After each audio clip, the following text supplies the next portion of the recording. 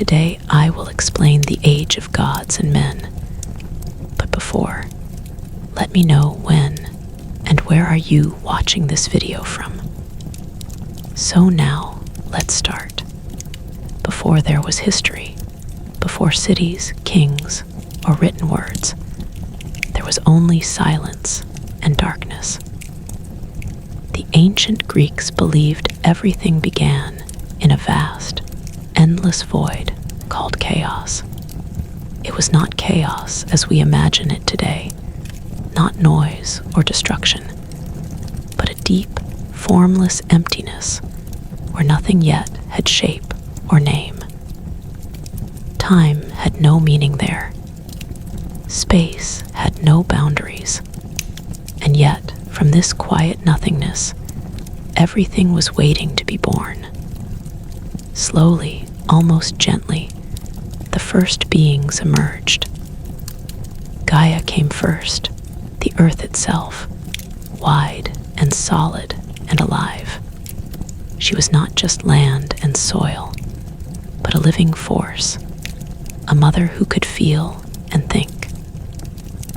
Beneath her appeared Tartarus, the deep abyss, darker than any cave, stretching far below the roots of the world. And above them formed Eros, the force of desire, attraction, and creation. Eros was not love in a romantic sense, but the power that pulled things together, the reason anything could grow, move, or give birth.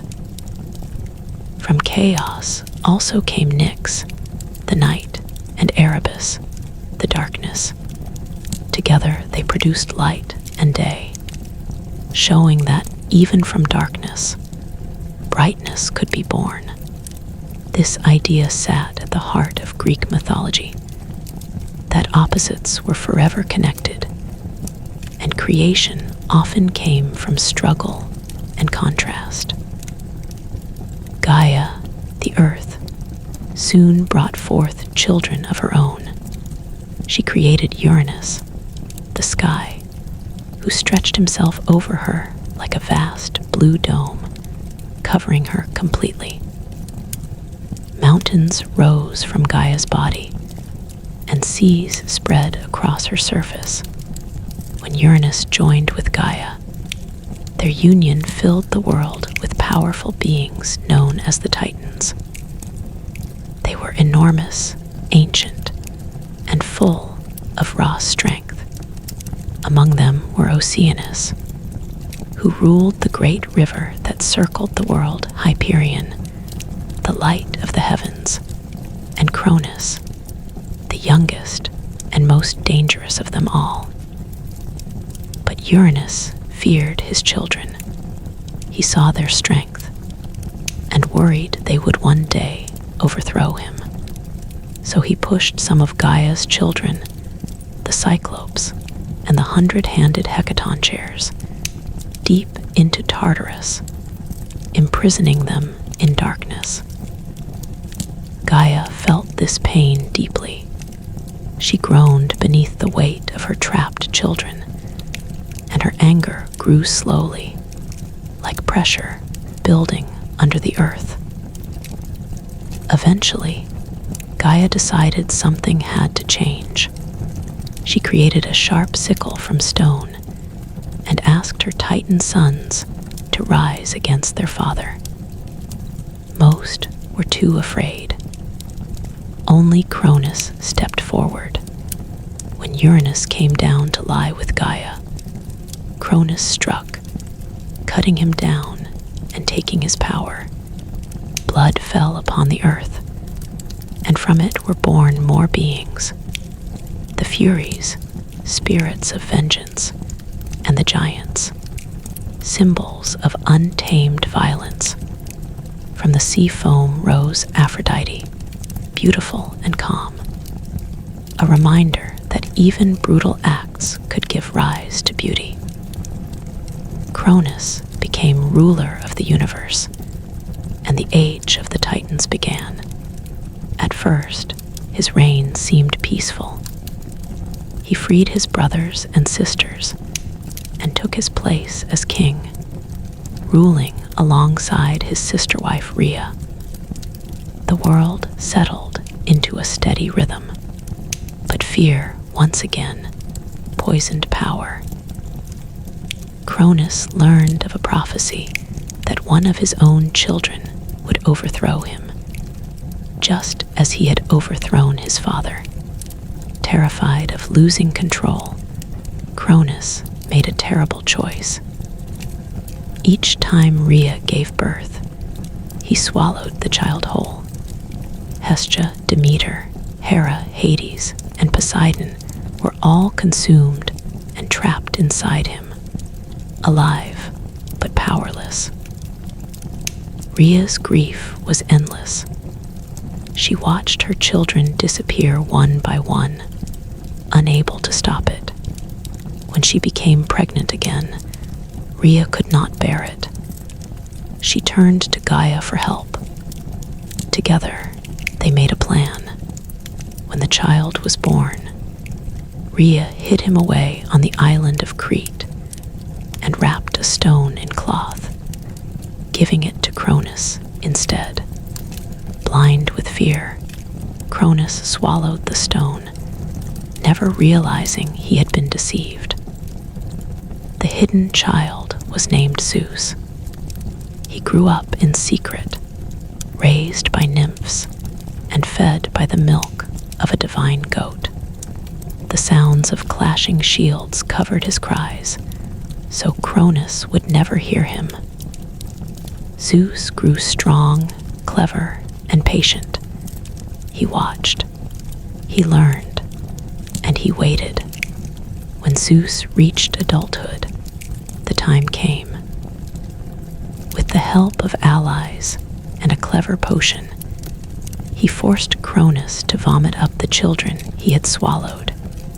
One by one, Zeus's brothers and sisters emerged, alive and ready for revenge. The world stood on the edge of a great war. The conflict that followed was called the Titanomachy, a battle that shook the foundations of the universe. Zeus and his siblings faced the Titans in a struggle that lasted 10 long years. Mountains were thrown, seas boiled. The sky burned with lightning. When Zeus finally freed the Cyclopes and the 100-handed giants from Tartarus, the balance shifted. The Cyclopes gifted Zeus his thunderbolt, Poseidon his trident, and Hades his helmet of invisibility. With these weapons, the old order fell.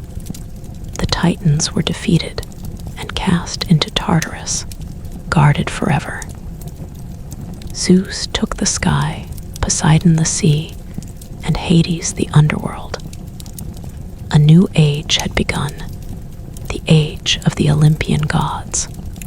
But even as peace seemed to settle, the world was far from calm.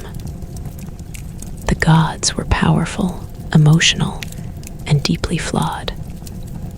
They loved, they fought, they envied, and they punished. And soon, their attention would turn to a new creation, fragile and curious, standing between gods and beasts.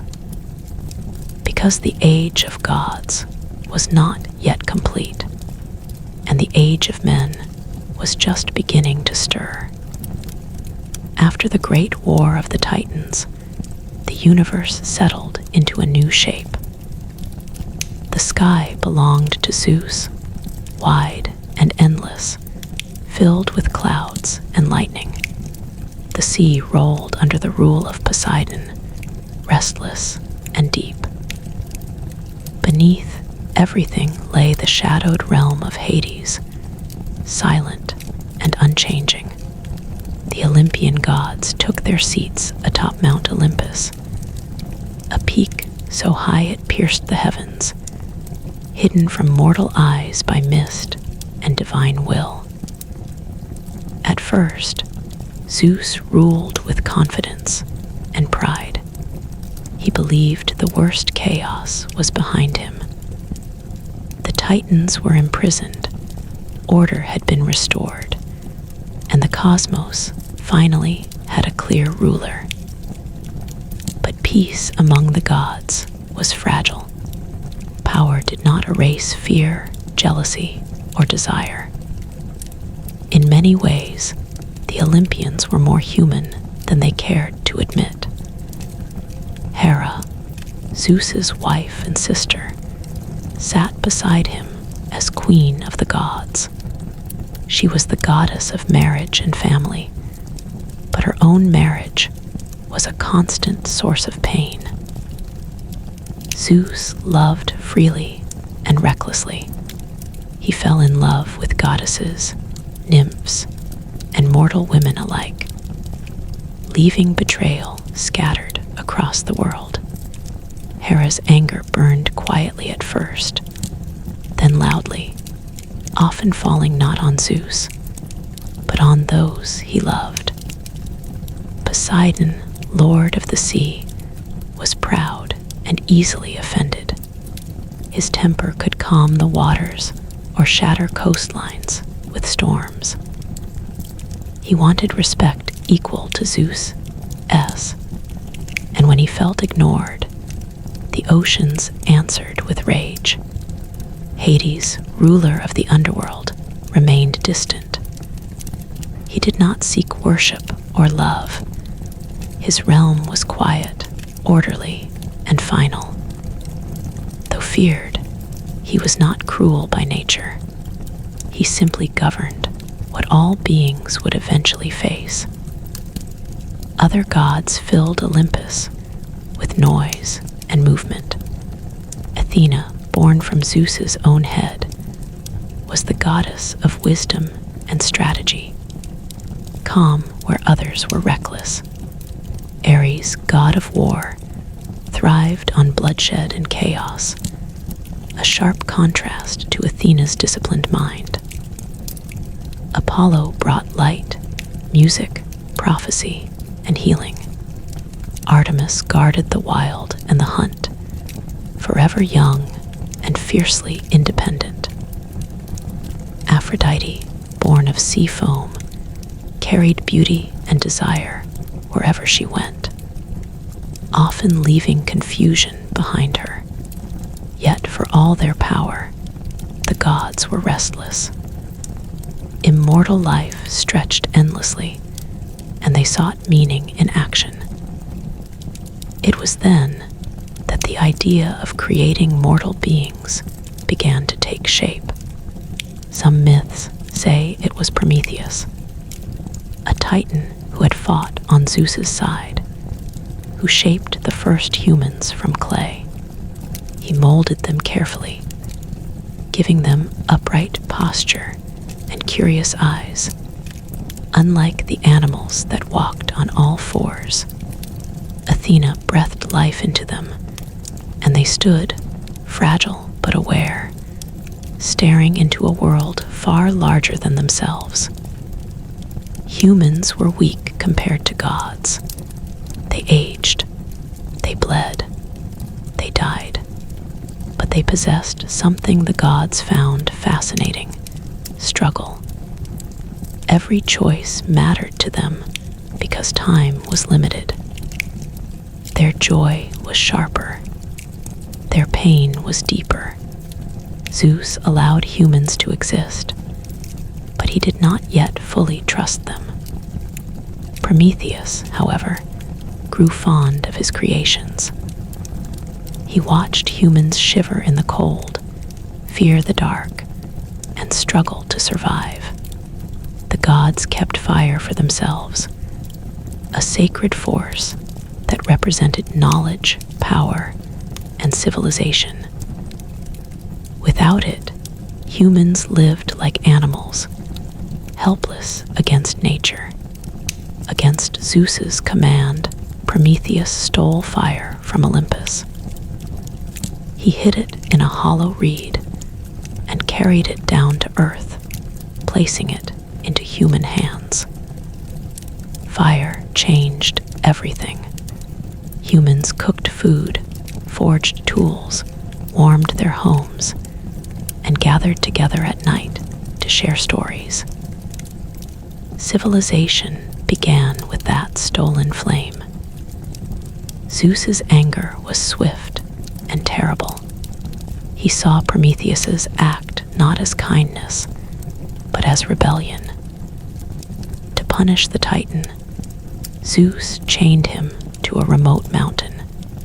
Each day, an eagle descended and tore at Prometheus's liver, which regenerated every night so the suffering would never end. It was a warning to all who defied the king of the gods. But Zeus did not stop there. He believed humans also needed punishment for receiving fire. So he ordered the creation of Pandora, the first woman. She was crafted by the gods themselves, each gifting her something beautiful: charm, curiosity, grace, and persuasion. She was sent to Earth with a sealed jar, told never to open it. Curiosity, however, was one of the gods' gifts. Pandora eventually lifted the lid. From the jar spilled sickness, pain, jealousy, despair, and suffering, spreading across the world like a dark wind. Horrified, she closed it, trapping only one thing inside: hope. Even in a world filled with pain, hope remained, small but powerful. As humans multiplied, they entered what the Greeks called the ages of man. First came the Golden Age, a time when humans lived peacefully, without disease or hunger. They did not work or fight. The earth provided everything. When they died, it was like falling asleep. But perfection never lasts. The Silver Age followed, where humans grew foolish and disrespectful, forgetting the gods. Zeus destroyed them. Then came the Bronze Age, filled with warriors and violence, people born of ash trees, living by the sword and dying by it. Finally came the Age of Heroes, a brief shining moment where gods and humans crossed paths more closely than ever. This was the age of great names, great journeys, and great tragedies. And it was here, in this fragile balance between divine power and human courage, that legends truly began to form. Because soon, the gods would step directly into human lives, and from that interference would rise heroes whose stories would echo for thousands of years. The Age of Heroes did not begin with thunder or prophecy.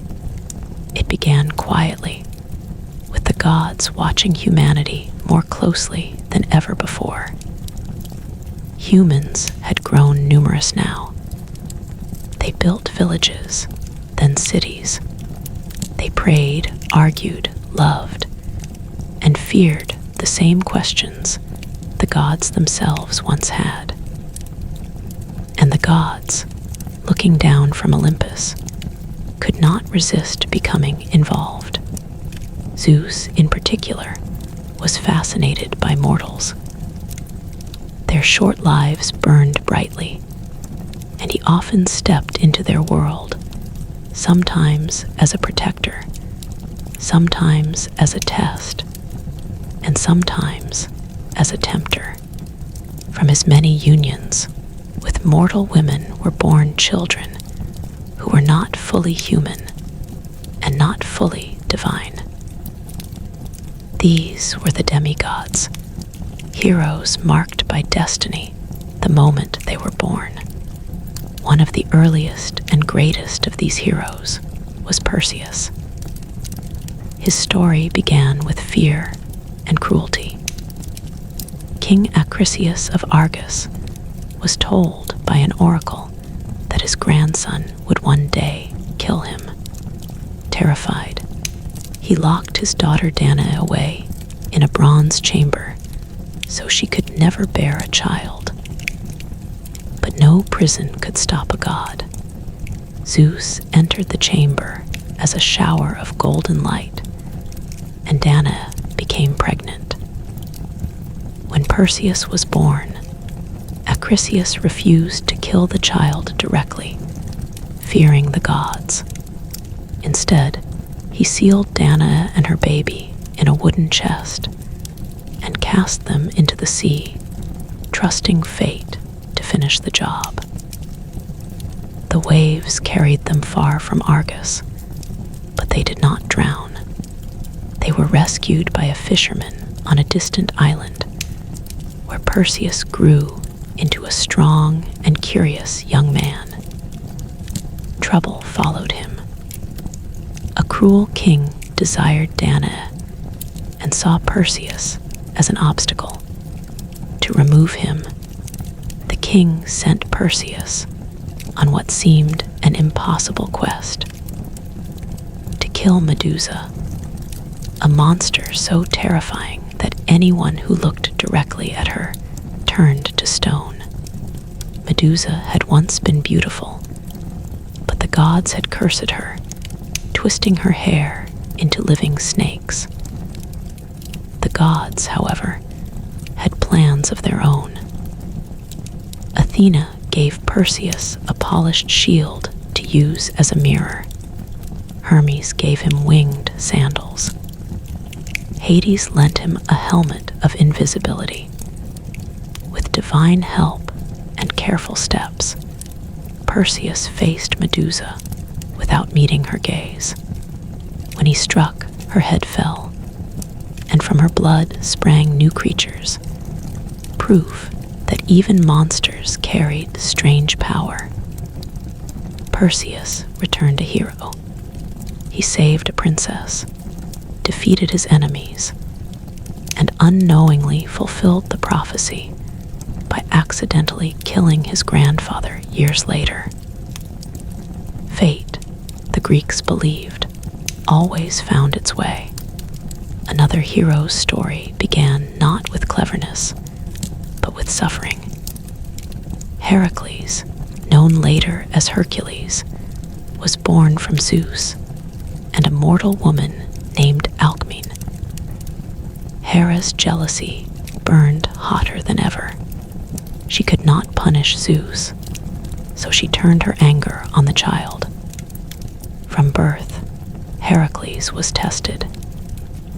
Even as an infant, he strangled 2 serpents sent to kill him. Heracles grew into the strongest mortal who ever lived, but strength did not bring peace. Hera drove him mad, and in that madness, he killed his own family.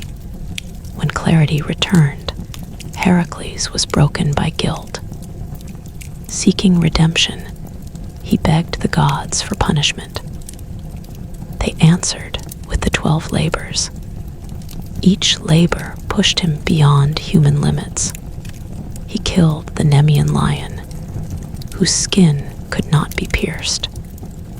He battled the many-headed Hydra. He captured wild beasts, cleaned impossible filth, and descended into the underworld itself to bring back Cerberus, the 3-headed guard dog of Hades. Through pain and effort, Heracles earned something rare: forgiveness. His death was painful, but his end was not. Zeus lifted him to Olympus, making him a god.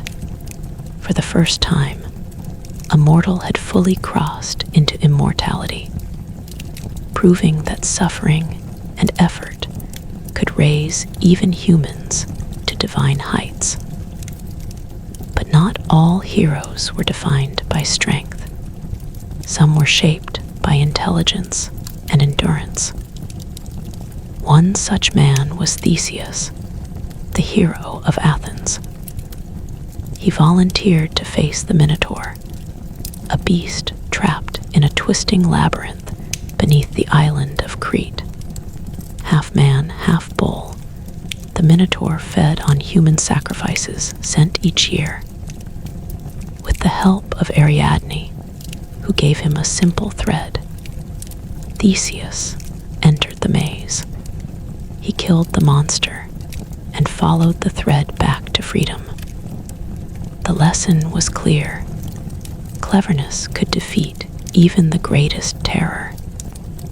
As these heroes rose, the gods watched closely. Sometimes they helped, sometimes they hindered. Athena guided heroes with wisdom. Ares pushed wars toward bloodshed. Aphrodite tangled hearts, often leading to disaster. The line between divine plan and human choice grew thinner with every story. And then came a conflict unlike any before. A war where heroes gathered on both sides. A war sparked not by land or power, but by desire. A single choice that would draw gods and men into 10 years of suffering. The world was about to turn its eyes toward a city called Troy. The trouble that led to the Trojan War did not begin on a battlefield. It began quietly at a wedding among the gods themselves. Peleus, a mortal hero, was marrying Thetis, a sea nymph. All the gods were invited except one, Eris, the goddess of discord. Angry at being excluded, she arrived unannounced and rolled a golden apple into the celebration. On it were carved 3 simple words: for the fairest. At once, tension filled the air. Hera, Athena, and Aphrodite each claimed the apple. None would yield. Their voices rose, smiles sharpened, and the celebration dissolved into rivalry. Zeus, unwilling to choose and risk angering 2 goddesses, made a careful decision. He sent them to a mortal to judge their beauty, a prince known for fairness and honesty. His name was Paris, son of King Priam of Troy. Long before this moment, Paris had been marked by fate. An oracle had warned that he would one day bring ruin to Troy. So he was abandoned as an infant.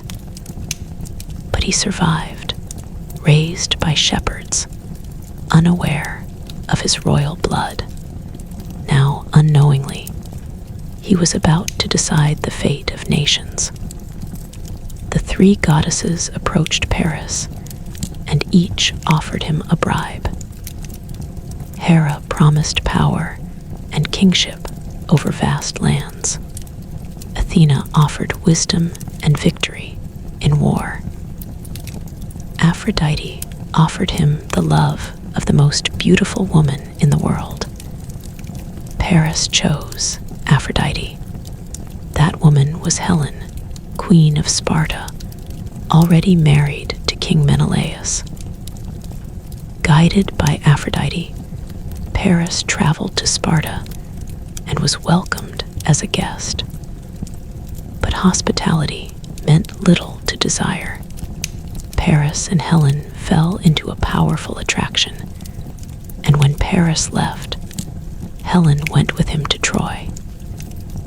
Menelaus's anger was immediate and fierce. But this was not just a personal betrayal. Long before Helen's marriage, her many suitors had sworn an oath to defend her chosen husband if anyone ever tried to take her. Bound by honor and promise, kings and warriors from across Greece gathered for war. Agamemnon, Menelaus's brother and king of Mycenae, took command. Among the assembled heroes were Achilles, the greatest warrior of his age, Odysseus, clever and sharp-tongued, Ajax the mighty, and many others whose names would echo through time. But even before the ships could sail, the gods intervened. The winds refused to blow. The fleet sat trapped, helpless. A prophet revealed the cause. Artemis was angry with Agamemnon and demanded a sacrifice. To move the fleet, Agamemnon was forced to sacrifice his own daughter. The cost of war was paid before it even began. At last, the ships reached Troy. The city stood strong, protected by massive walls and favored by gods like Apollo and Aphrodite. What followed was not a quick victory, but 10 long years of struggle. Battles rose and fell like waves. Heroes clashed. Allies died.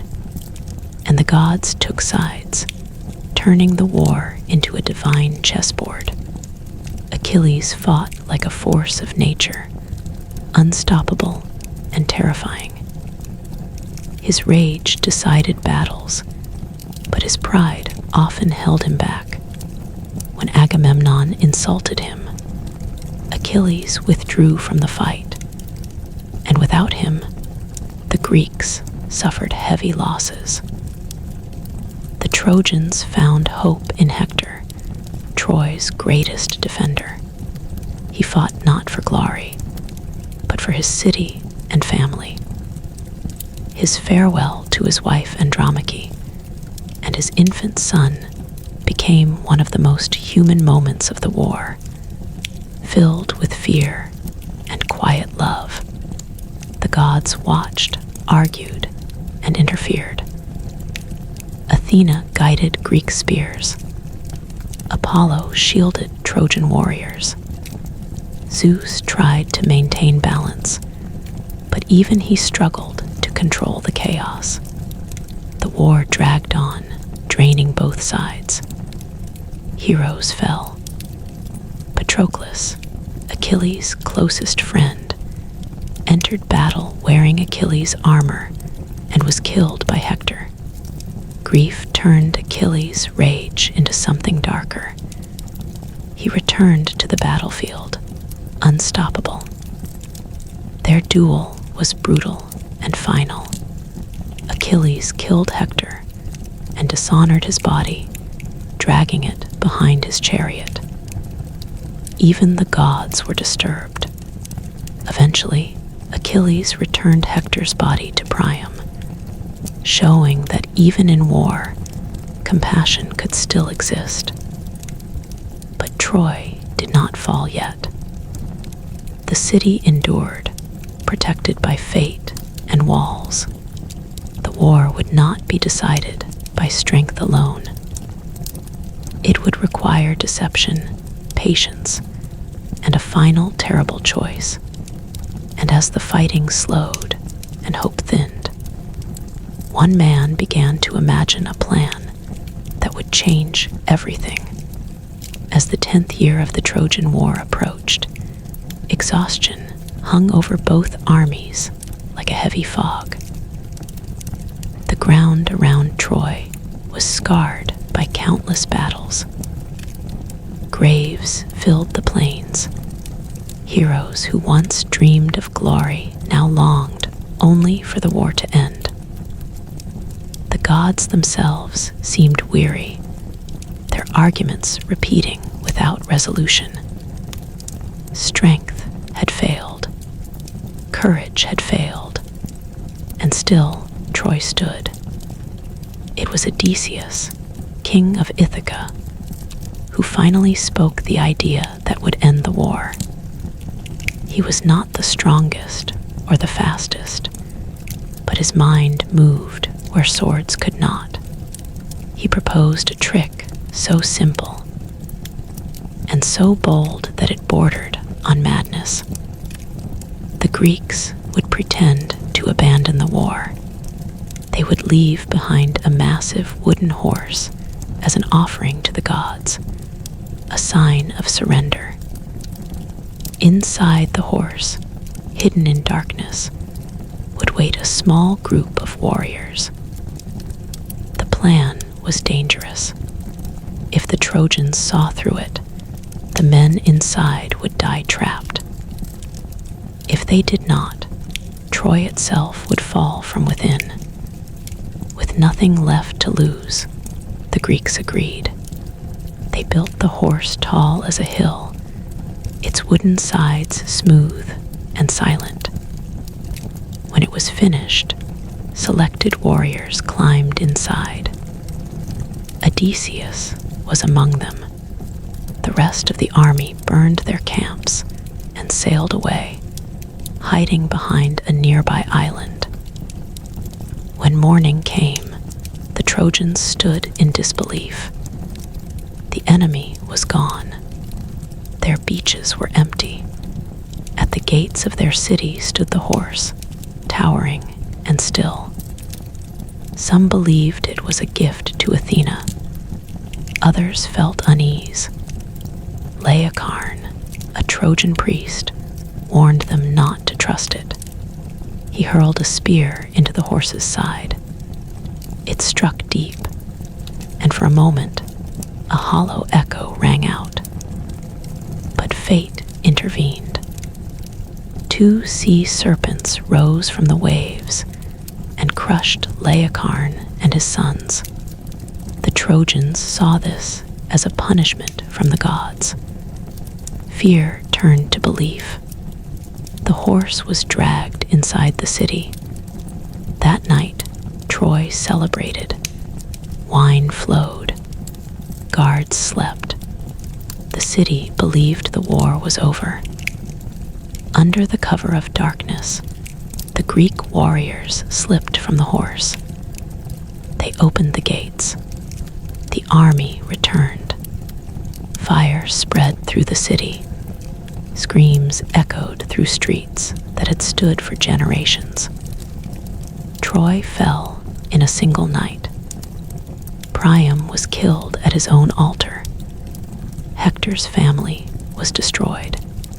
Astyanax, Hector's young son, was thrown from the walls. Women were taken as prizes of war. The victory was complete, but it was not clean. Even the Greeks felt the weight of what they had done. The gods were not pleased. Troy had fallen, but sacred laws were broken in the process. Temples were desecrated. Innocents were slaughtered. Athena, once a supporter of the Greeks, turned against them. The journey home would not be easy. As the Greek heroes set sail, storms rose. Ships were wrecked. Men drowned. The war had ended, but punishment had only begun. For some, the road home would take years. For one man, it would take a lifetime, because while Troy burned, Odysseus had already begun the longest journey of all. When the fires of Troy finally died, the sea became the next battlefield. The Greeks believed the hardest part was over. They were wrong. The gods had been watching every choice made during the fall of the city, and many were angered. Sacred temples had been violated. Innocent blood had soaked the streets. Victory had come at too high a price. No one would suffer longer for this than Odysseus. His journey home to Ithaca should have taken weeks. Instead, it would take 10 long years. At first, the winds carried him far from Troy, but not toward home. Storms scattered his fleet, tearing ships apart like leaves. Some men drowned before ever seeing another shore. Odysseus landed on the coast of the Cicons, hoping only to rest and resupply. Instead, his men grew reckless, looting the land. The Cicons fought back. Many Greeks died. It was the first lesson of the journey. Survival required restraint, not strength. From there, the ships drifted into unknown waters, reaching the land of the Lotus Eaters.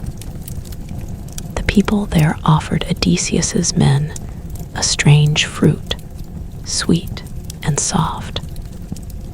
Those who ate it forgot everything: home, family, purpose. They wanted only to stay peaceful and empty-minded. Odysseus dragged his men back to the ships by force, tying them down until the spell broke. Already, the journey was becoming a battle against forgetting who they were. Soon after came the cave of Polyphemus, the Cyclops. He was massive, one-eyed, and cruel, the son of Poseidon himself. When Polyphemus trapped Odysseus and his men inside the cave, blocking the entrance with a stone no human could move, death felt certain. Each night, the Cyclops ate men alive. Odysseus did not fight with swords. He fought with words. He told Polyphemus his name was Nobody. He blinded the monster with a sharpened stake while he slept. When Polyphemus cried out in pain and the other Cyclops asked who was attacking him, he screamed, "Nobody is hurting me." And they left him alone. The escape worked, but pride ruined everything. As Odysseus sailed away, he shouted his real name back to the Cyclops. Polyphemus prayed to Poseidon for revenge. The sea god heard him. From that moment on, the ocean itself turned against Odysseus. The winds drove him to the floating island of Aeolus, keeper of the winds. Aeolus welcomed him, and taking pity, gave him a bag containing all the dangerous winds, leaving only the gentle breeze that would carry him home. Ithaca came into view. The men could almost smell the land, but suspicion and greed destroyed it. Believing the bag held treasure, Odysseus's crew opened it while he slept. The trapped winds exploded outward, hurling the ships back across the sea. Aeolus refused to help them again, believing the gods had cursed Odysseus. They sailed onward, worn and hopeless, and reached the land of the Laestrygonians, giants who smashed ships like toys and devoured men whole. Nearly the entire fleet was destroyed. Only Odysseus's ship escaped. With one ship and a handful of men, Odysseus arrived at the island of Circe, a powerful witch. She welcomed the crew with food and drink, then turned them into pigs with a wave of her hand. Odysseus, protected by a magic herb given by Hermes, resisted her spell. Impressed by his strength and courage, Circe restored his men and invited them to stay. They remained for a year. Comfort, once again, became a danger. Circe eventually reminded Odysseus of his duty, but before he could go home, she told him the truth. He must descend into the underworld and seek guidance from the dead. No living man had ever returned from such a journey. Odysseus crossed the edge of the world and entered the realm of Hades, where shadows drifted without warmth or hope. There, he spoke to the prophet Tiresias, who warned him of what lay ahead. He would suffer more losses. He would reach home alone. And even then, his trials would not be finished. Odysseus also met fallen heroes of Troy, including Achilles. When Odysseus praised his glory, Achilles answered bitterly that he would rather be a living servant than king of the dead. Glory, the Greeks learned, faded quickly in the underworld. Returning to the world of the living, Odysseus faced even greater dangers. He sailed past the sirens, creatures whose songs promised knowledge and happiness, but led sailors to death. Following Circe's advice, Odysseus plugged his men's ears with wax and had himself tied to the mast. He listened to the song, screaming to be released, but survived. Next came Scylla and Charybdis, two horrors guarding a narrow passage. On one side, a whirlpool that swallowed ships whole. On the other, a six-headed monster that snatched sailors from the deck. Odysseus chose the lesser evil. 6 men were taken. The ship passed through. At last, hunger drove them to the island of Helios, god of the sun. Despite warnings, the men slaughtered his sacred cattle. Zeus responded with thunder. The ship shattered. Every man but Odysseus drowned. Alone, clinging to wreckage, Odysseus drifted for days until he reached the island of Calypso, a goddess who fell in love with him. She offered him immortality, eternal youth, a life without pain. Odysseus refused. He wanted home. Years passed before the gods finally allowed his release. When Odysseus left Calypso's island, he was no longer just a hero. He was a man shaped by loss, patience, and endurance. But Ithaca still lay ahead, and at home, danger waited quietly in his absence, because while Odysseus struggled against monsters and gods, others had begun to circle what he loved most. Ithaca had changed during Odysseus's long absence, but it had not fallen silent. The palace still stood on the hill, its stones warm under the sun, its halls filled with voices that did not belong there. For 20 years, Odysseus had been gone. At first, people waited. Then they wondered. Finally, they assumed he was dead. And into that empty space stepped the suitors.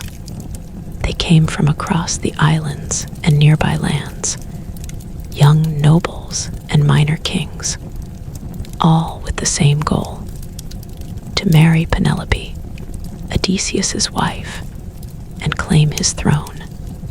They filled the palace day and night, eating his food, drinking his wine, mocking his household. They laughed loudly, fought openly, and showed no respect for the laws of hospitality. In their minds, Ithaca was already theirs. Penelope endured them with quiet strength. She did not scream or fight. She waited. Every day, she promised she would choose a husband once she finished weaving a burial shroud for Odysseus's father. Every night, she secretly unraveled her work. For years, the lie held. hope survived in small, careful movements. Her son, Telemachus, had grown up without a father. As a child, he barely remembered Odysseus's face. As a young man, he lived in his shadow. The suitors mocked him openly, calling him weak, treating him like a child in his own home. But inside him, something stirred. Anger, pride, a quiet desire to know the truth. The goddess Athena watched closely. She had favored Odysseus from the beginning, drawn to his sharp mind and steady patience. Seeing Telemachus trapped between boyhood and manhood, she decided it was time to act. Disguised as a trusted family friend, Athena visited Telemachus and spoke words that lit a fire inside him. She urged him to leave Ithaca, to seek news of his father, to step into the world and claim his voice. With fear in his heart, but resolve in his steps, Telemachus called an assembly and confronted the suitors for the first time. They laughed at him, but he did not stop. He sailed across the sea, visiting kings who had fought at Troy. From Nestor and Menelaus, he heard stories of his father's cunning, his endurance, and his suffering. He learned that Odysseus was not forgotten, and neither was he. While Telemachus searched for his father, Odysseus was finally nearing home. After leaving Calypso's island, Odysseus had been shipwrecked one last time and washed ashore on the land of the Phaeacians. There, he was treated with kindness, fed, clothed, and listened to. When he told his story, the court sat in silence. Moved by his suffering, the Phaeacians carried him home in a ship that glided like a dream across the water.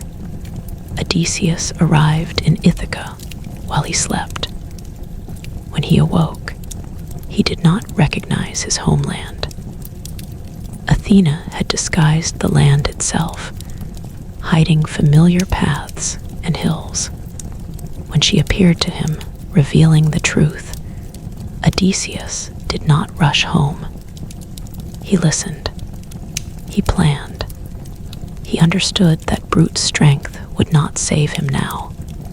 Athena transformed him into an old beggar, bent and scarred, unrecognizable even to those who had known him best. Disguised and silent, Odysseus walked into his own kingdom. The palace doors were open.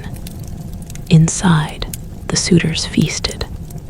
Odysseus stood at the edge of the room, watching men spill wine onto his floors, insult his servants, and boast about a future that was not theirs. Rage burned inside him, but he held it down. He had learned patience the hard way. One by one, he tested those around him.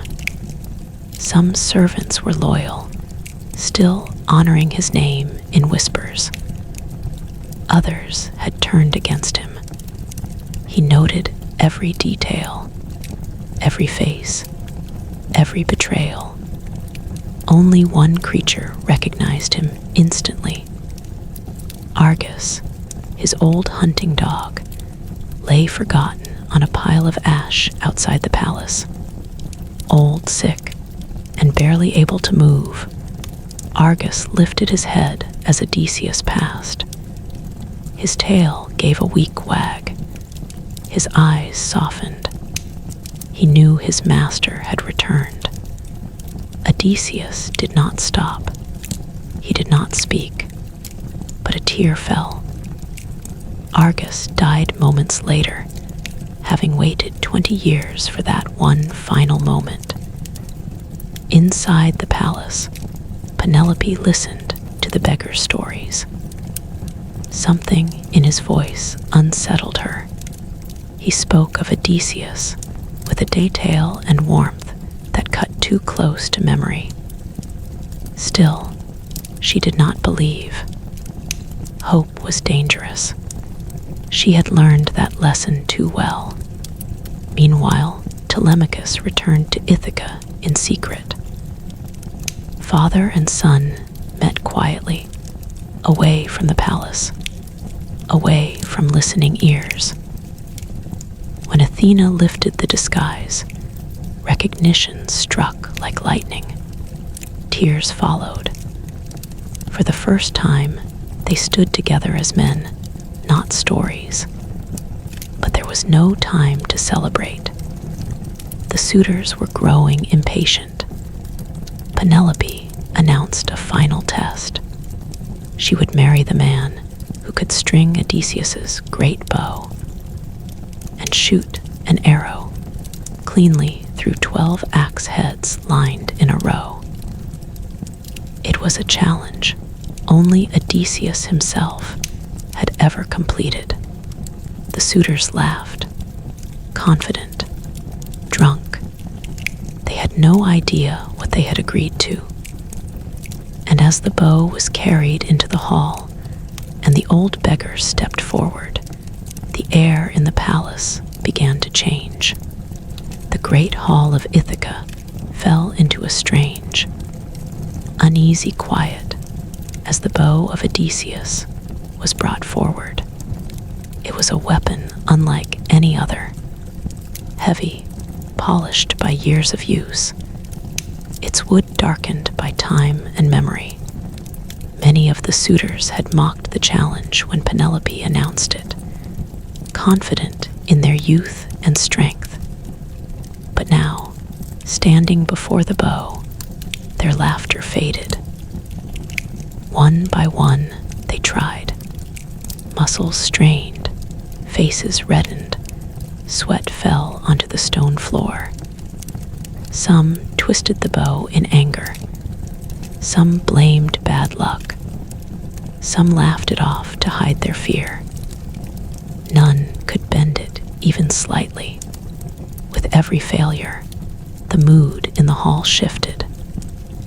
Confidence drained away and was replaced by irritation, then by something closer to dread.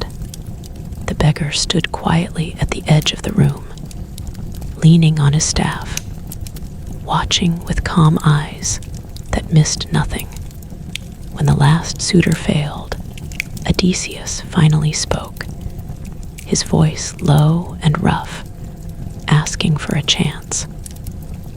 The suitors erupted in laughter, insults flying freely. They mocked his rags, his age, his trembling hands. Penelope hesitated, something tightening in her chest, but Telemachus stepped forward and allowed it. The bow was placed into Odysseus's hands, and in that moment, the world seemed to pause. Slowly, effortlessly, he strung the bow as if it were an old habit his body had never forgotten. The sound it made was sharp and clean, like a deep breath taken after years of holding it in. Silence crushed the room. Odysseus lifted the bow, aimed down the line of axe heads, and released. The arrow flew straight and true, passing cleanly through every opening, striking the far wall with a final, heavy thud.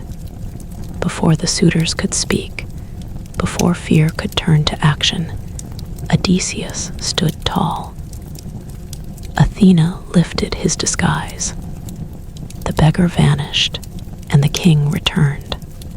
His voice rang through the hall, steady and unforgiving, as he declared himself. Terror spread like fire. Some suitors reached for weapons. It was too late. Odysseus loosed arrows without mercy, each strike finding its mark. Telemachus fought beside him, no longer a boy, but a man defending his father's house.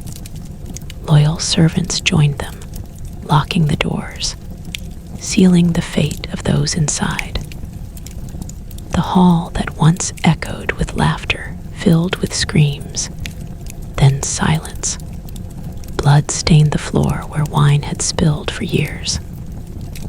Justice, slow and patient, had finally arrived. When it was over, Odysseus stood among the fallen, breathing heavily, the weight of 20 years pressing down on him. Penelope watched from a distance, her heart torn between disbelief and hope. She tested him one final time, speaking of their marriage bed, a bed carved from a living olive tree, rooted deep into the earth. Odysseus reacted instantly, correcting her, his voice breaking as he described the secret only they shared. In that moment, the wall she had built around her heart collapsed. They embraced, not as a triumphant king and queen, but as two people who had survived time itself.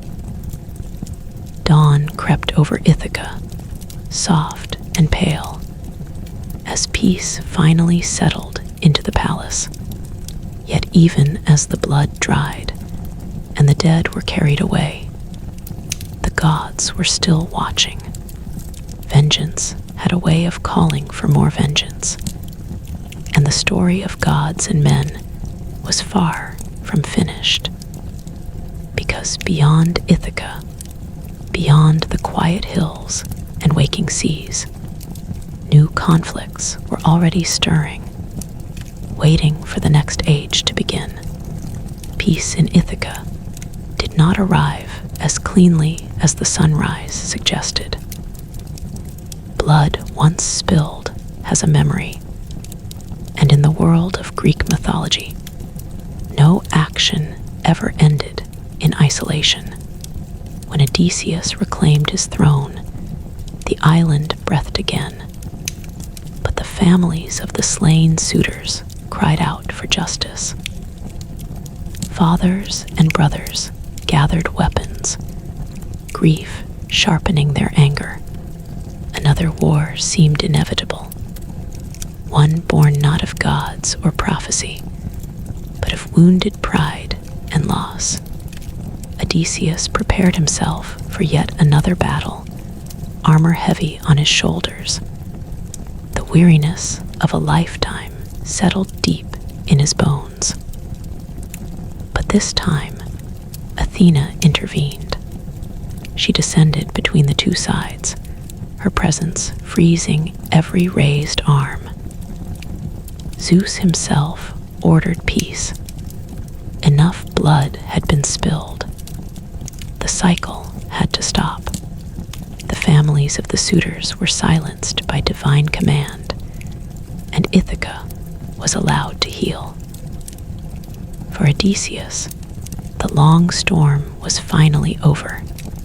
Yet beyond Ithaca, the world of men was still trembling beneath the footsteps of the gods.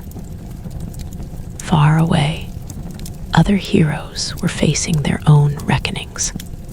Agamemnon, the great king who led the Greeks at Troy, did not receive a hero's welcome when he returned home.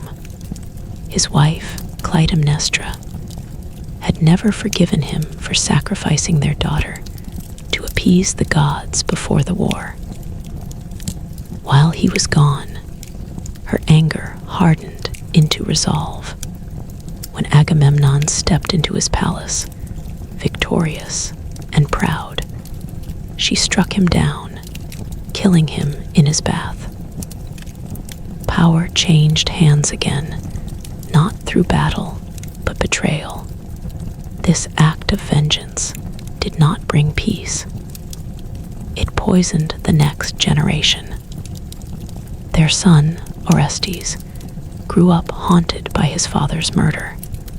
The gods themselves whispered conflicting commands into his ears. Apollo urged him to avenge Agamemnon, but to kill his own mother would violate the deepest laws of nature. Torn between duty and horror, Orestes finally acted. He killed Clytemnestra, and in doing so, unleashed the Furies, ancient spirits of vengeance older than the Olympian gods themselves. They hunted Orestes relentlessly, driving him mad with guilt and terror. He ran from city to city, begging for release, until finally Athena intervened. She established a trial, placing justice not in endless revenge, but in judgment. The jury was divided. Athena cast the final vote, freeing Orestes. With that moment, something profound changed. Justice moved away from bloodshed and into law.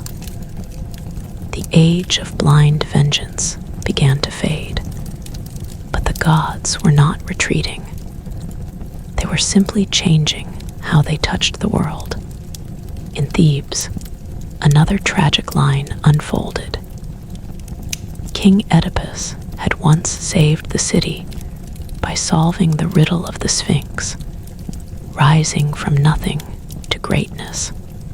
But fate had wrapped itself tightly around his life. He had unknowingly killed his father and married his mother, fulfilling a prophecy he had spent his entire life trying to escape. When the truth was revealed, horror consumed him. He blinded himself and vanished into exile, leaving behind sons who would tear the city apart in a civil war that ended in mutual destruction. These stories echoed across Greece, carried by poets and singers. They all shared a common truth. Humans could rise high, but never escape fate entirely. Intelligence, courage, and strength could delay destiny, twist it, fight against it, but never fully erase it. As generations passed, the gods became more distant. They still watched, still interfered, but no longer walked openly among mortals as they once had. The age of heroes was fading. No new Achilles rose. No new Odysseus wandered the seas. The stories became memories, then legends. Even Heracles, who had been lifted to Olympus, served as a reminder of this shift. He was the last hero to fully cross the boundary between man and God. After him, the line hardened. Mortals remained mortal. Immortality stayed out of reach. Humans now stood more on their own. Cities formed alliances. Laws replaced divine threats. Temples still stood. Sacrifices still burned. But the gods were no longer the center of every decision. Fear of divine punishment slowly gave way to responsibility. Yet the myths remained alive because they explained what logic could not. Why suffering exists. Why pride leads to ruin. Why love can destroy as easily as it can save. Greek mythology was never about perfect gods guiding perfect people. It was about flawed immortals shaping flawed humans, each reflecting the other. As time moved forward, the age of gods ruling directly over the world quietly slipped into the background. Men now ruled men. Kings replaced heroes. History replaced legend. But the world was not finished changing. Because as the gods stepped back and humanity stepped forward, a new kind of struggle began to form. One not fought with swords or monsters, but with belief, memory, and meaning. And in that space between myth and history, the final transformation of the ancient world was waiting to unfold. As the age of heroes slowly faded, the world grew quieter in a different way. Not peaceful, but heavier. The gods still existed, still watched from Olympus, but their footsteps were no longer heard on mortal roads. The time when gods wrestled giants, walked beside heroes, and openly reshaped fate was ending. What followed was not an empty world, but a human one. Cities rose where once there had been scattered villages. Stone replaced myth as the foundation of power. Kings ruled not because a god had chosen them, but because armies followed them. Laws were carved into tablets. Councils replaced oracles. Yet even as reason grew stronger, the shadow of the gods never fully disappeared. People still prayed to Zeus when storms gathered. Sailors still poured wine into the sea for Poseidon before long journeys. Farmers still whispered to Demeter when seeds touched the soil. The gods had stepped back, but they had not vanished. They had become ideas, symbols, and forces shaping the human mind rather than the battlefield. The myths lived on through storytellers, around fires, in marketplaces, in grand halls. Poets recited the tales of old: Achilles' rage, Odysseus' endurance, Heracles' suffering. These stories were no longer warnings carved into fate itself, but lessons passed from one generation to the next. They taught pride and humility, courage and restraint, love and loss. The Greeks began to understand something slowly, painfully. The gods were powerful, but they were not perfect. They lied, they cheated, they destroyed what they loved. In them, humans saw their own reflection, magnified and eternal. The myths were not telling people how to live under divine command. They were showing what happened when emotion ruled without wisdom. Even Zeus, king of the gods, was no longer seen as an untouchable force of justice. He was authority, yes, but also impulse and contradiction. Hera represented loyalty and vengeance. Athena stood for reason and strategy.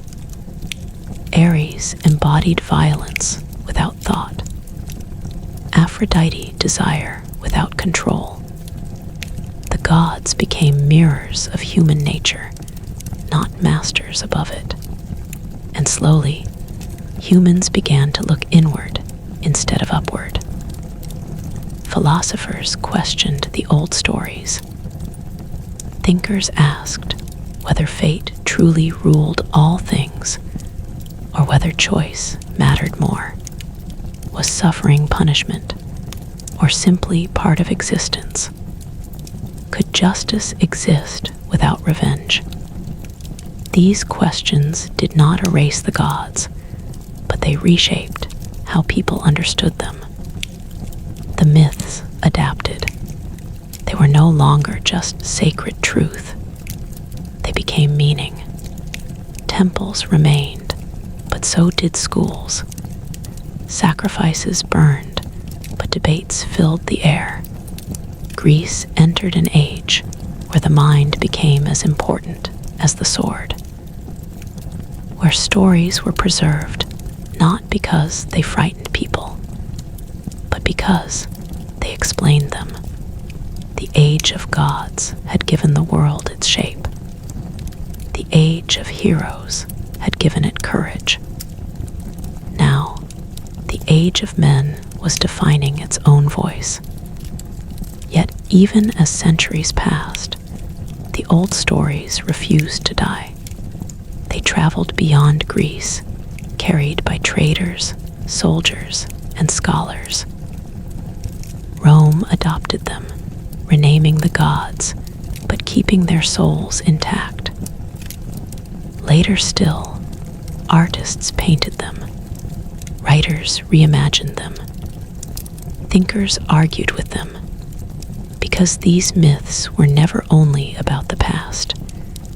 They were about power and how it corrupts, about love and how it blinds, about fate and how it can be challenged, but never fully escaped, about humanity standing between beast and God, fragile but stubborn, always reaching upward. The ancient Greeks did not give the world answers carved in stone. They gave it questions wrapped in story. And that is why, even now, thousands of years later, the age of gods and men still speaks, not as history, not as religion, but as memory, a reminder of who we were when we first tried to understand the world, and who we still are every time we tell these stories again. Even after the battles ended, the suitors fell, and Odysseus reclaimed his throne. The echoes of the age of gods and heroes did not fade. Time moved on, but memory, like shadow in sunlight, lingered long after the object had passed. The stories of Troy, of cunning, of rage, of loss, of endurance, continued to shape the very air of Greece, seeping into the stones of its temples, the grooves of its streets, and the whispers of its people. The gods, though distant, were still felt, not in the striking of lightning or the shaking of earth, but in the subtle turning of events, in the moments when luck or misfortune struck with uncanny precision. Every city-state had its tale, every king his tragedy, and every mortal who lived long enough had seen, in some form, the remnants of divine meddling. The mortals had inherited the world, but not its peace. There were new wars, smaller, yet no less cruel, arising from old enmities and rivalries. Families of fallen heroes sought revenge or honor. Dynasties clashed. Borders shifted like sand beneath the tide, and the sense of instability that had always accompanied the presence of the gods now moved quietly through human ambition. Athens, Sparta, Thebes, Corinth each became a theater where human ingenuity wrestled with fate in place of divine intervention. The once vivid interventions of Zeus or Poseidon were replaced by cunning strategy, diplomacy, and raw strength. Still, when men faced extraordinary challenges, they often invoked the gods, whether out of tradition or fear, offering libations, prayers, and oaths, attempting to call down favor or avert disaster. And sometimes they believed they felt it, the uncanny protection that had once been literal, now translated into moments of inspiration or sudden insight. It was as if the gods themselves had withdrawn, but left behind whispers, guidance hidden within the folds of circumstance, hints of power just beyond mortal comprehension. Even as the human world grew more complex, the shadows of the old heroes loomed large. Statues of Heracles, massive and imposing, were erected not just to honor strength, but to inspire caution. Temples for Athena were places of learning as much as worship, reminding mortals that wisdom and strategy were now their closest allies against chaos. And in quiet corners of the land, travelers, scholars, and storytellers carried oral histories, recounting the deeds of Perseus, Theseus, Achilles, and Odysseus, with voices trembling from awe or sorrow. Children learned their names, not simply as figures of entertainment, but as lessons in courage, cunning, and consequence. Odysseus himself, now aged and weathered, lived in Ithaca as more than a king. He was a living bridge between worlds, the mortal and the divine, the present and the memory of an age that had shaped everything that followed. He would walk the hills and the coasts, recounting tales to anyone willing to listen, embedding lessons of resilience, patience, and foresight into stories that could survive far beyond his lifespan. Telemachus had grown to inherit not just a kingdom, but the weight of these stories as well, knowing that kingship required far more than power. It required understanding of the unseen threads that bind the world, those subtle forces once dominated by gods, but now mediated through human choice. The mortals of this age began to take pride not in the favor of deities, but in the lessons of endurance the gods had unwillingly left them. They studied the past, recording it on scrolls and clay tablets, chronicling both triumph and failure, victories and tragedies alike.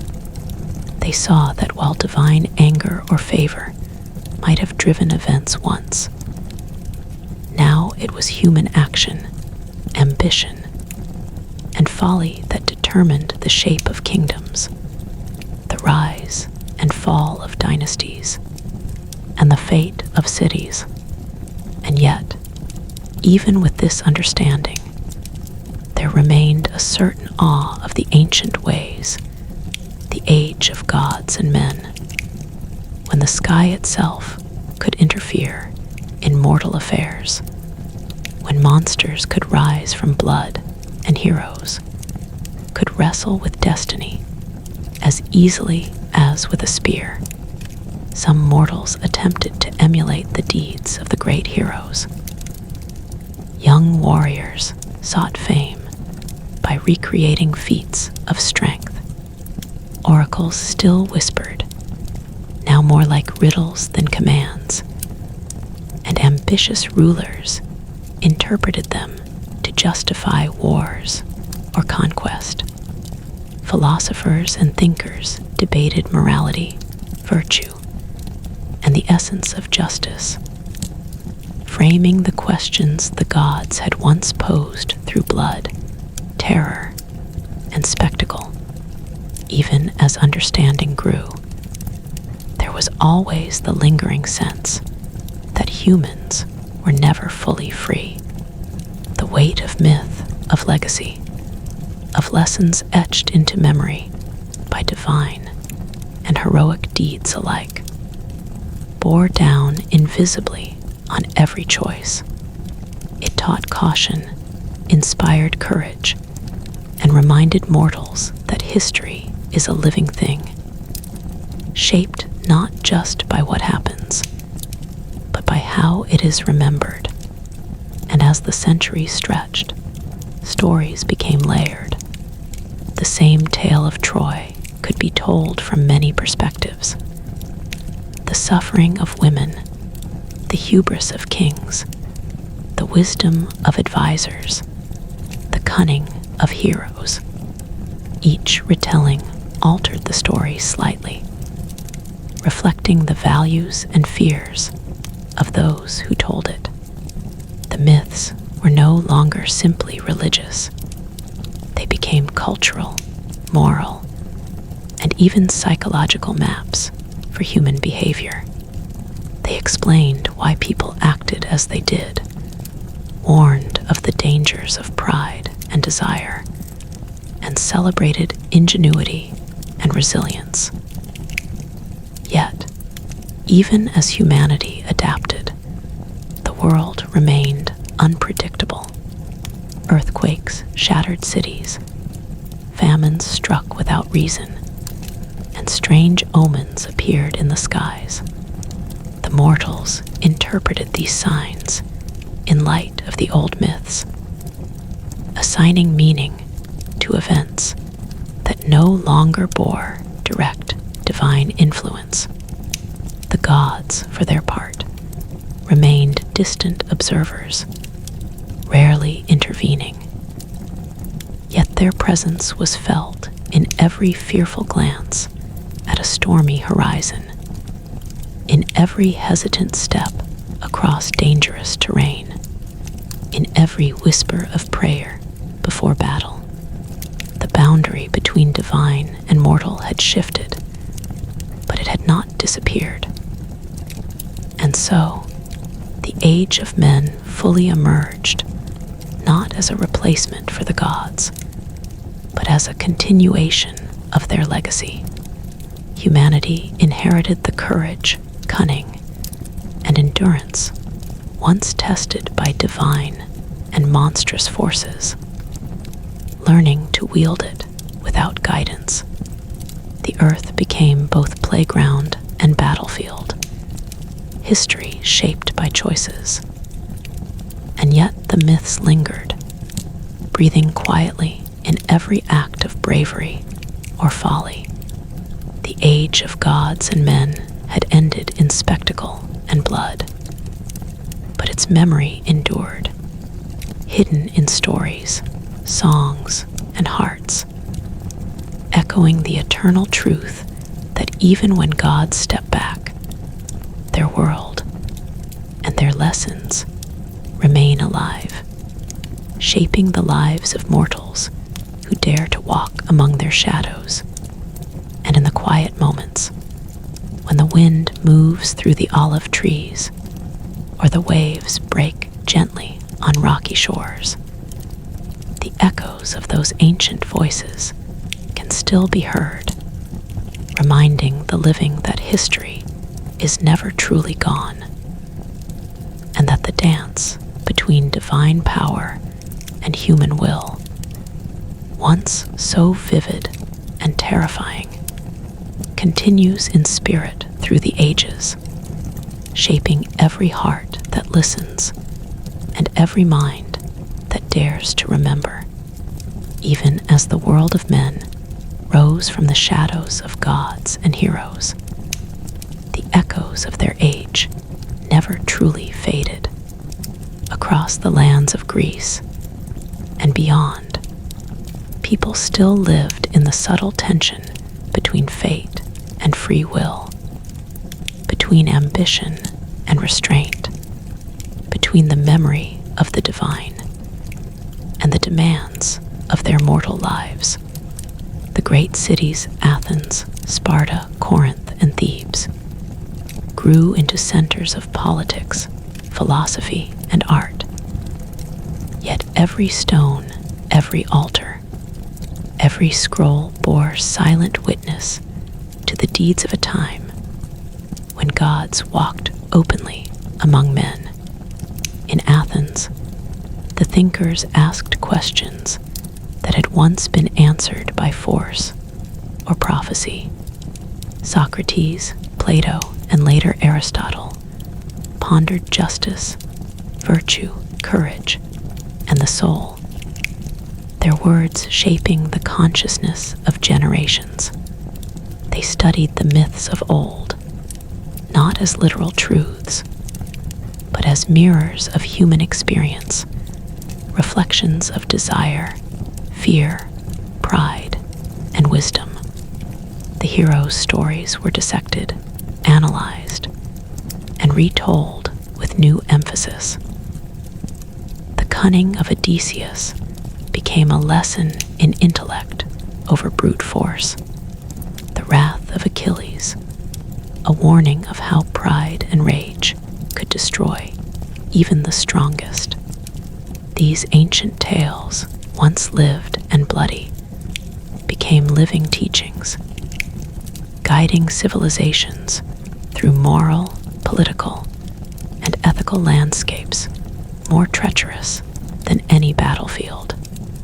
Yet the gods' influence, though diminished, was never fully gone.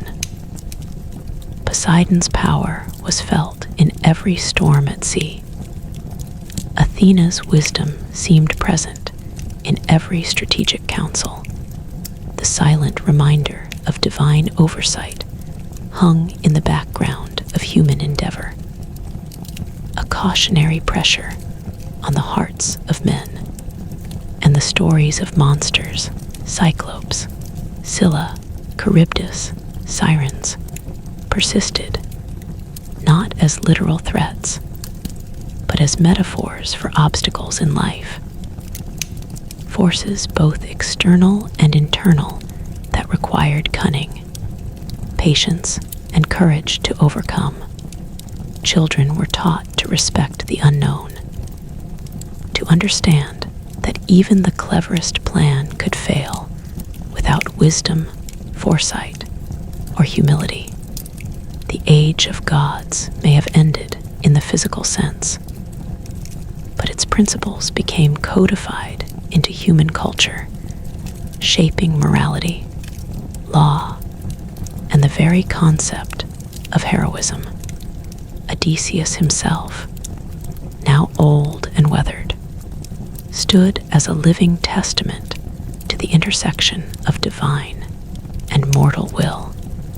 His stories, whispered around fires and recounted by traveling bards, inspired kings, warriors, and ordinary citizens alike. He was more than a king. He was a symbol of endurance, cunning, and patience.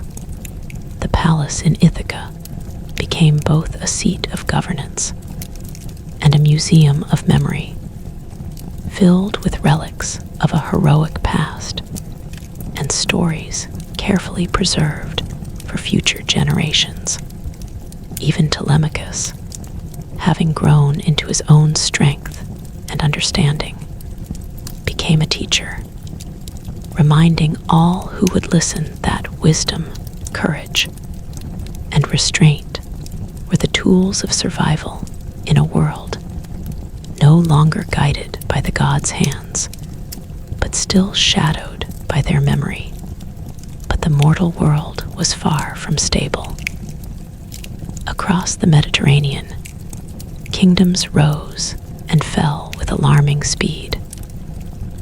Trade, war, famine, and disease created a turbulence that required constant vigilance, even though divine interference was less frequent. The sense of moral and cosmic order that the gods had once enforced had to be maintained by human hands. Leadership became a matter of vision and strategy rather than divine appointment. Heroes of old were celebrated, yes, but rulers had to build alliances, anticipate threats, and navigate human emotion as carefully as any warrior had once navigated the rage of a god. this way, the divine lessons of myth persisted as a framework for political and social understanding. Those who remembered, who listened to the old stories, fared better. Those who ignored them often fell victim to ambition, greed, and misjudgment, repeating the errors of mortals who had once been watched closely by jealous and capricious gods. The women of Greece also bore the weight of myth.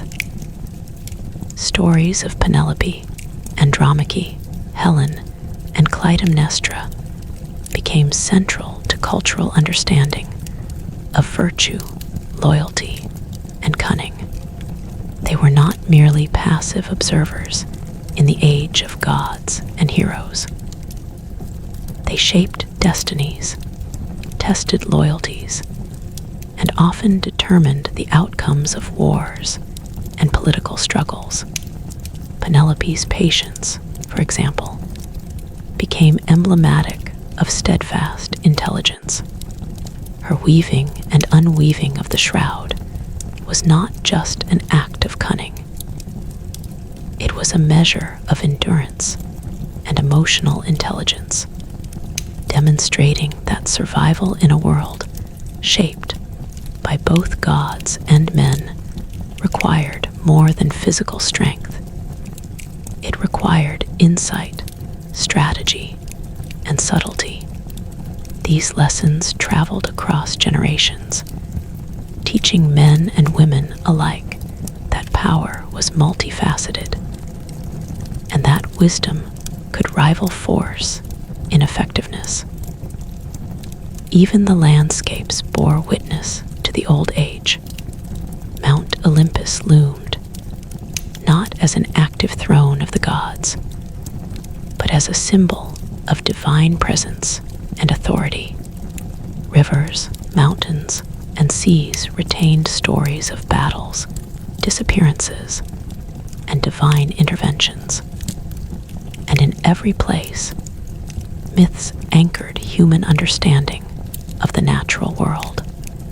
Meteors were interpreted as signs of divine displeasure. Storms became tests of human courage. Fertile valleys were seen as blessings from Demeter, while droughts demanded careful attention and ritual. Preserving a sense of connection to a world larger than human comprehension, the age of gods had shaped not just events, but perception, turning the mundane into the extraordinary, teaching humans to see meaning and pattern even when the world seemed chaotic. And yet, even as men learned, even as civilizations rose in complexity, new challenges emerged. Mortals began to record history systematically, codifying law, philosophy, and literature. Libraries were built, scrolls were copied. Poets like Homer and Hesiod gave form to what had been oral tradition. The myths of the gods and heroes became cultural tools, instructive as well as entertaining, shaping morality, governance, and the imagination of the people. But these myths also reminded humans of fragility. They reminded men that hubris could still destroy kings and empires, that desire and pride could topple heroes, that love, betrayal, and greed were forces as powerful as armies. The age of men was defined by these lessons. Civilization advanced, yet it carried the weight of memory, and with that weight came both guidance and caution. Ultimately, the stories of gods and heroes, of humans caught between immortal ambition and mortal limitations, became more than myth. They became the scaffolding of culture, philosophy, and identity. They provided a lens through which humans interpreted their victories and failures, joys and tragedies, love and war. The lessons of the past were encoded into every city, every political system, every moral choice, subtly influencing behavior and thought, even as the gods themselves receded into legend. In this way, the Age of Men was not a rejection of the gods, but a continuation of their legacy. Humans now had the responsibility to act wisely, to navigate both external danger and internal desire, and to carry forward the stories that had once guided their ancestors through the chaos of divine intervention and heroic consequence. And as the sun set over the hills and seas of Greece, casting long shadows over temples and palaces alike, it was clear that while the gods might no longer walk openly among men, their presence was forever embedded in the world, in every act of courage, every display of cunning, every lesson learned from tragedy. The echoes of the age of gods and men persisted, shaping not just history, but the very essence of what it meant to be mortal, to struggle, to endure, and to dream beyond the limits of flesh and time. As centuries passed, the echoes of the age of gods and men did not merely fade, they evolved, weaving themselves into the fabric of human consciousness in ways subtle and profound. The myths, once living, immediate forces shaping the fates of kings and heroes, had transformed into a cultural backbone, guiding morality, inspiring courage, and reminding mortals of the consequences of both hubris and wisdom. The stories of Troy, of Odysseus's journey, of Heracles' labors, and the trials of Perseus were no longer merely tales of gods and men, but maps for living, illustrations of the human condition. They taught that the world is a place of both beauty and peril, where intellect, bravery, patience, and cunning could protect life, but pride, greed, or recklessness could destroy it. Across Greece, and later through the Roman world and beyond, these tales were retold in epic poems, in theater, in music, and in art, each generation interpreting them anew, preserving the lessons of a time when the veil between mortal and divine had been thin and tremulous.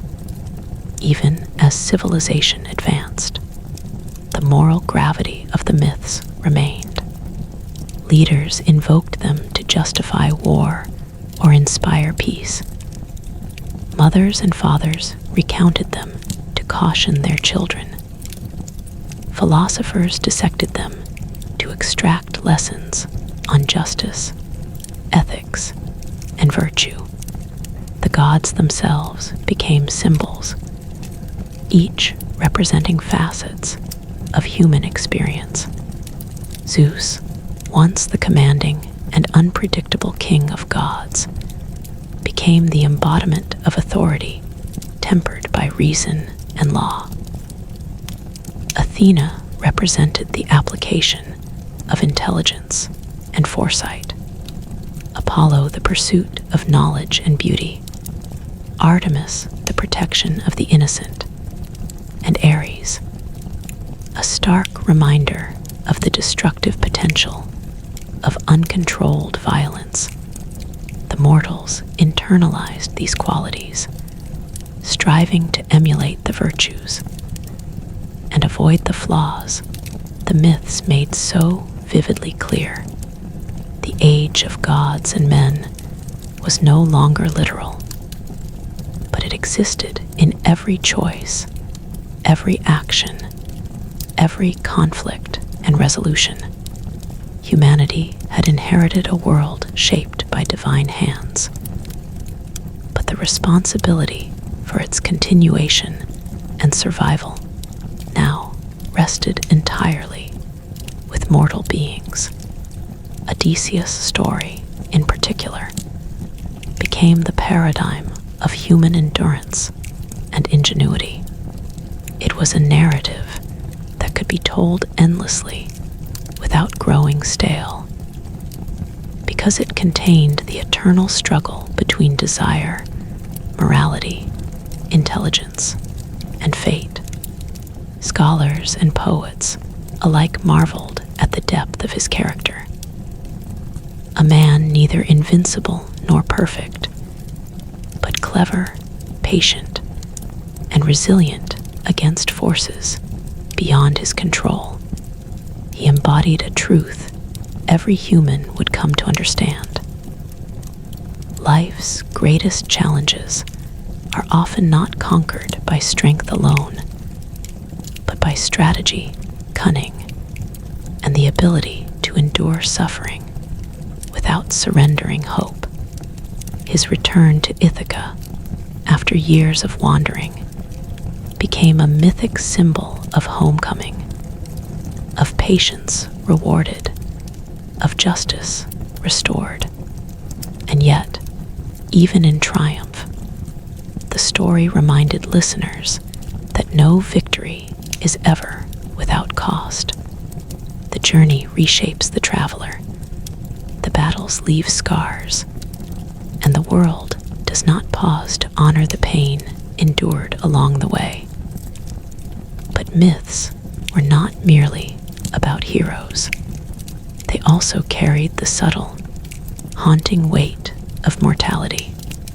They reminded people that life is fleeting, that power is temporary, that the desires that drive men and women can destroy as easily as they can create. The fall of Troy, the betrayals, the sacrifices, all carried echoes of human frailty. Achilles, glorious and invincible, fell because he could not escape his anger. Agamemnon, triumphant yet blind to the consequences of his choices, was slain by those closest to him. Oedipus, brilliant yet doomed, could not avoid fate. And Odysseus, despite his cunning and endurance, lost companions, witnessed suffering, and bore the psychological scars of every monster, every storm, every divine interference he had survived. The myths were as much about the cost of living as they were about glory, and in that duality lay their enduring power. Even the gods themselves became teachers rather than rulers. Though distant, their actions provided frameworks for human understanding. They represented natural forces, internal struggles, and the consequences of actions untempered by wisdom. Poseidon's storms warned of nature's uncontrollable might. Hera's jealousy illustrated the destructive force of envy and desire. Aphrodite's influence showed the allure and danger of desire unchecked. Each divine act, each heroic choice, was a lens through which mortals could examine themselves. The stories were mirrors of the soul, reflecting human potential and limitation in vivid, unforgettable color. Mortals could no longer expect the gods to intervene directly. the myths taught them how to anticipate challenges, assess risk, and act with foresight. A survival manual encoded into the collective consciousness of a people shaped by centuries of divine and heroic presence. The landscape of Greece itself became inseparable from the myths. Mount Olympus loomed as a distant, symbolic throne. Rivers whispered secrets of past deeds, and sacred groves held the memory of sacrifices and prayers long extinguished. Every mountain, every cave, every coastline could be read like a storybook if one knew the language of myth. The Cyclops caves reminded humans of brute, unthinking strength. The winding seas of Odysseus' journey symbolized the uncertainty of life. The forests and rivers, the hunting grounds of Artemis, warned of both peril and protection. Geography was a memory of the age of gods and men, a living reminder that human existence is intertwined with forces beyond comprehension, that every decision carries weight, and that courage, intelligence, and morality remain the tools by which mortals navigate the world. As the myths spread beyond Greece, carried by merchants, conquerors, and travelers, they were adapted into new cultures, reshaped and reinterpreted, yet their essence endured. Roman poets transformed Greek deities into Jupiter, Mars, Venus, and Minerva, while retaining their lessons, their flaws, and their grandeur. Even as the world changed politically and socially, the stories retained a timeless quality. They were no longer about the immediacy of divine intervention, but about understanding life itself. They offered continuity, a connection to a world in which gods and mortals walked side by side, where ambition and hubris were tangible, and where courage and cunning could shape destiny. In this way, the age of gods and men lived on indefinitely, not as history in the traditional sense, nor as strict religious doctrine, but as a framework of meaning. Every epic recited, every painting created, every philosophical discussion carried the essence of a time when the boundary between mortal and divine was thin, when the world seemed to vibrate with both peril and possibility. It taught that life is unpredictable, that suffering and joy are intertwined, and that even in a world without visible gods, the principles they embodied, justice, courage, wisdom, and endurance, remain vital. And so, the age of gods and men, though long past, continued to shape every act, every thought, and every choice of humanity. Its stories became eternal teachers, reminding mortals that though they now stood alone against the world's chaos, they carried the lessons, the courage, and the memory of those who had faced divine wrath, monstrous foes, and the unforgiving tide of fate. And in every tale told, every lesson learned, the ancient echoes whispered, "Live wisely, act bravely, endure patiently, and remember always that life, for all its hardship, is a journey worthy of courage, cunning, and heart." The passage of centuries did not diminish the resonance of the age of gods and men. If anything, it intensified it, layering myth upon memory, history upon legend, until the world itself seemed shaped by the echoes of those long-past events.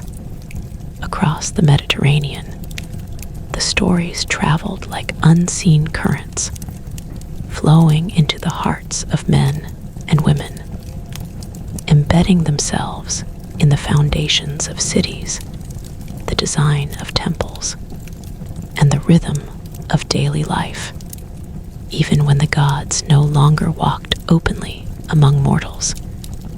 Their influence lingered in subtle ways, through storms that arrived without warning, through crops that failed or thrived, through the uncanny twists of fortune that made one moment miraculous and the next disastrous.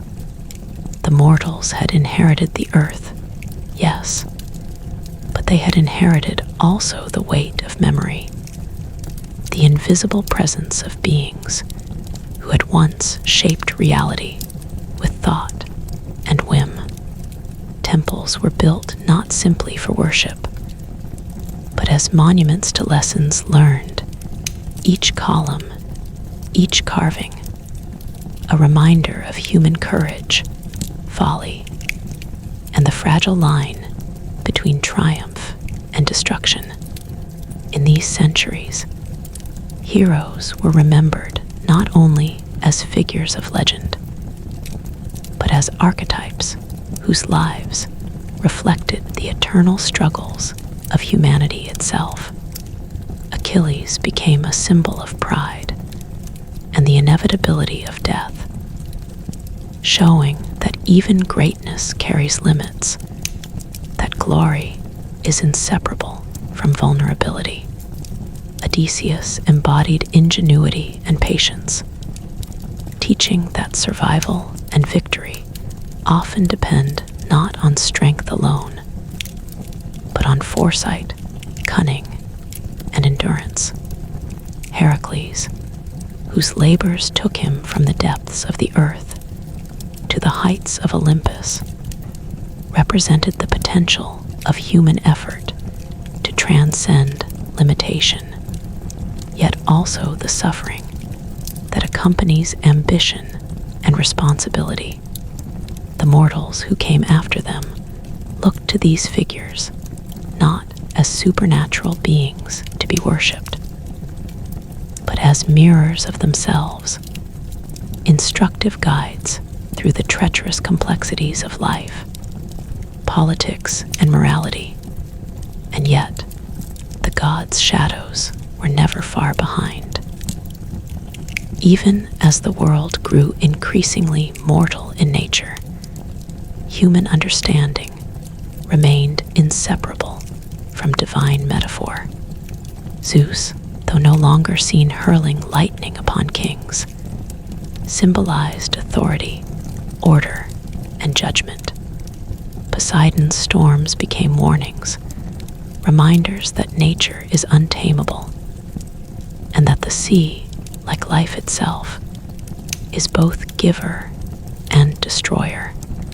Athena's wisdom, once a tangible force on the battlefield, transformed into the guiding principle behind strategy, law, and governance. Aphrodite's allure illustrated desire's power and danger, while Artemis reminded humanity of the fragile balance between protection and freedom. In these ways, the gods became symbols embedded in the fabric of human consciousness, their presence encoded into every moral decision, every reflection on justice or love, every act of courage or restraint. The mortal world, in turn, became increasingly complex, shaped by ambition, intellect, and memory, rather than by the direct whims of divinity. city-states expanded, forming alliances and rivalries, cultivating trade, philosophy, and art. Laws codified justice, armies enforced borders, and education sought to cultivate wisdom and virtue.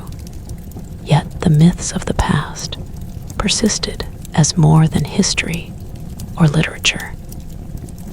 They were the connective tissue between generations, a guide for navigating the unseen currents of life, reminding humans that their decisions, even absent divine interference, carried consequences that could ripple outward unpredictably.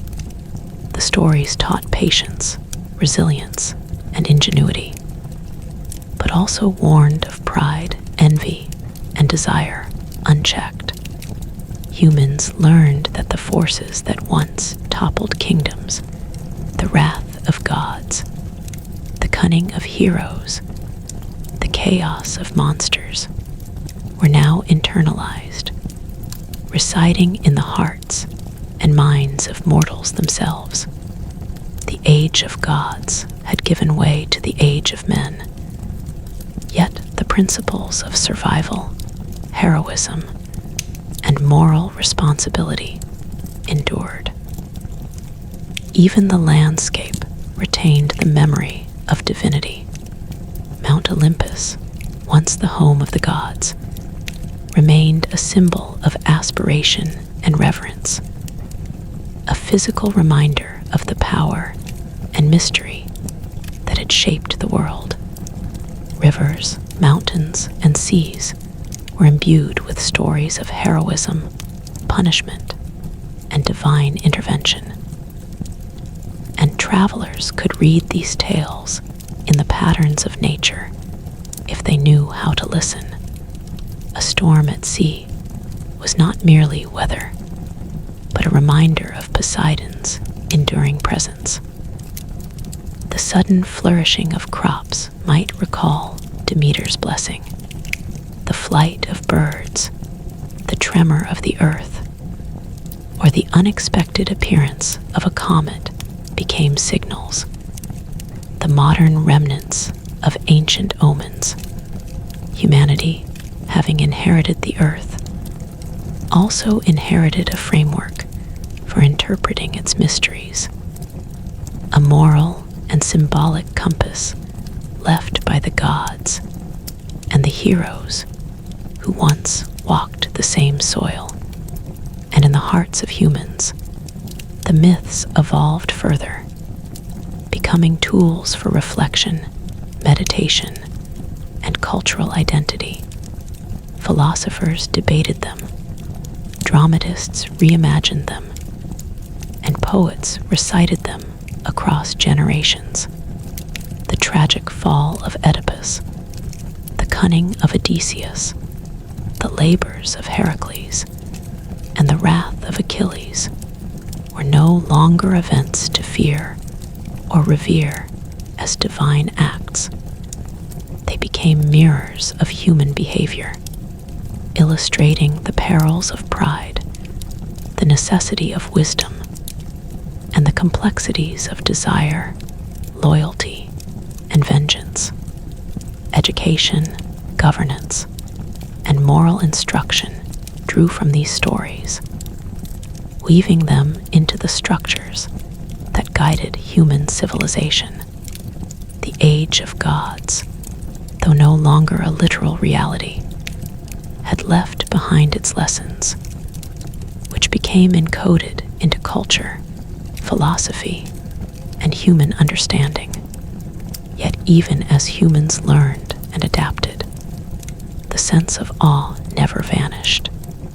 Every sunrise over the mountains, every storm that struck the coastline, every unpredictable twist of fortune was a reminder of a time when the world was not ruled solely by human hands. Mortals carried the memory of divine presence, whether they realized it or not, and that memory shaped both thought and action. Leaders who ignored these lessons often fell to greed or hubris. Communities that embraced them survived famine, invasion, and internal strife more effectively. Guided by the patterns and principles encoded in myth, humanity had stepped into the age of men. Yet the age of gods continued to whisper through the minds of kings, scholars, and ordinary citizens alike, reminding them that life is a delicate balance of action, reflection, and moral responsibility. Stories of love, war, vengeance, and wisdom were retold endlessly, growing richer with each generation. The epics and tragedies, once the backbone of oral tradition, were preserved in scrolls, codices, and later in written literature, influencing not only the Greek world, but cultures far beyond its borders. Rome adapted the myths, retaining their essence while giving them new names and slightly altered characteristics.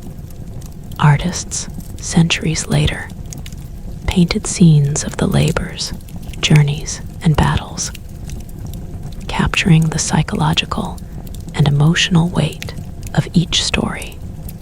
Every retelling, every depiction, preserved the heartbeat of a world where gods and men had once coexisted, where ambition and fate intertwined, where courage and folly were inseparable from the human experience.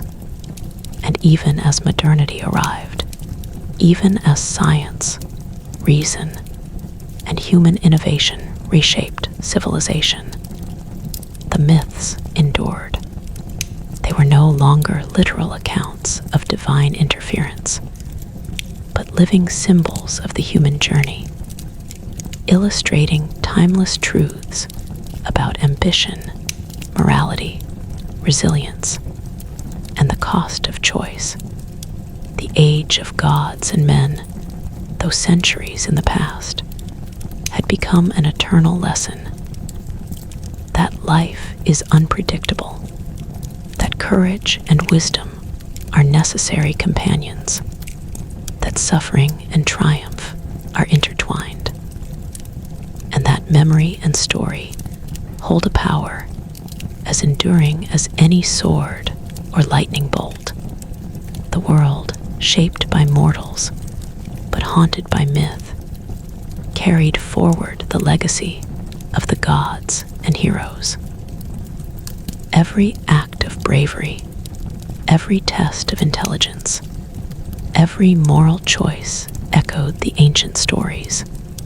In the quiet of night, when the olive trees whispered in the wind, or the waves of the sea lapped the rocky shores, one could feel the presence of an age long past, yet perpetually alive in memory and imagination.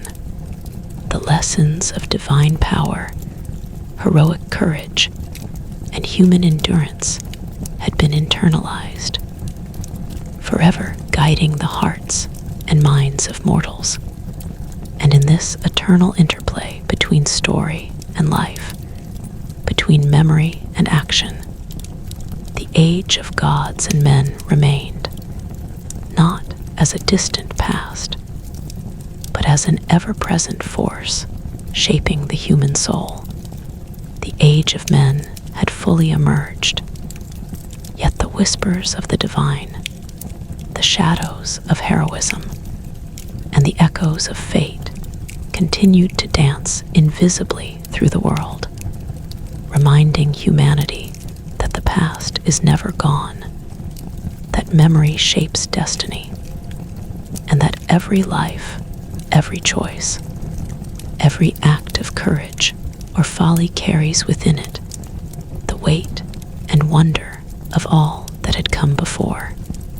The world was human, yet forever haunted by the gods, forever informed by heroes, forever defined by the lessons of an age when heaven and earth were closer than they would ever be again. And in this haunting, eternal presence, life, in all its fragile beauty and perilous uncertainty, continued onward, shaped by stories, memory, and the eternal interplay between human ambition and the lessons of the divine. And so, as the final pages of history turned in the age of gods and men, the world had become a place shaped not by thunder and lightning, nor by monsters or immortal wrath, but by human hands, human hearts, and human choices. Yet even in this new order, the echoes of the divine lingered, woven into the very fabric of existence, subtle as the whisper of wind through olive groves, persistent as the roll of waves against a rocky coast, and enduring as the mountains themselves. Mortals had inherited a world of both beauty and danger, a world made vast and alive by the myths that had once been reality, a world in which every triumph, every failure, every act of courage or folly was measured against the standards set by heroes and gods alike. And in this inheritance, humanity discovered both freedom and responsibility, the exhilarating and terrifying realization that the world was theirs to shape, yet never entirely theirs to control. The stories of heroes became inseparable from human identity. Odysseus' cunning, Heracles' endurance, Perseus' bravery, Achilles' fury. All these qualities were no longer confined to the pages of epic poetry or the walls of temples. They lived in the minds and hearts of every citizen, guiding thought, shaping ambition, and warning of the consequences of hubris. Even the seemingly mundane decisions of everyday life were colored by the lessons embedded in these myths. A farmer deciding how to sow his fields, a soldier planning strategy, a king judging a dispute. All were influenced by the memory of what courage, wisdom, and folly had once wrought when gods and men collided on the earth. The myths were no longer prescriptive. They were interpretive, tools for understanding the invisible forces that govern human experience, moral compasses that did not require divine command, but offered guidance nonetheless, even as human civilization advanced. The landscape continued to bear witness to the age of gods and men. Mountains and seas, forests and rivers were not merely physical features, but living reminders of the stories that had defined the world. The high peaks of Olympus still suggested a divine throne, distant yet impossible to ignore. The twisting rivers echoed with the adventures of heroes who had crossed them, escaped their perils, or been tested by the creatures that dwelled within. Caves that once harbored monsters now inspired awe and imagination. A sense that the world contained mysteries too vast to fully comprehend, and that courage and ingenuity were as necessary as strength to survive its trials. Nature itself became a medium through which humans could feel the lingering presence of the divine, reminding them that though the gods had withdrawn, their influence persisted, shaping perception, morality, and understanding. The mortals themselves became historians of myth, preserving tales, recounting deeds, and examining consequences. Oral traditions flourished, turning into written literature, poetry, drama, and philosophy. Homer's epics were copied and preserved, Hesiod's teachings analyzed, tragedies performed, and philosophers debated the meaning and morality of it all. The myths evolved with time, yet their core remained eternal. The struggle between human desire and divine order, between ambition and morality, between courage and folly. They became tools for understanding the human condition, for teaching patience, strategy, and resilience. Every act of leadership, every display of valor, every instance of cleverness or restraint was measured, consciously or unconsciously, against the stories of those who had once walked the earth under the gaze of the gods. Even as science, reason, and rationality began to dominate human thought, the myths endured, not as literal truths, but as eternal allegories. The gods and heroes became symbolic forces within the human psyche, archetypes of virtue and vice, cautionary figures, and guiding spirits. Zeus's authority became a metaphor for the responsibility of leadership, Athena's wisdom a model for strategic thinking, and Ares, violence, a warning of unbridled aggression. Mortals internalized these lessons, applying them to civic life, personal development, and moral judgment.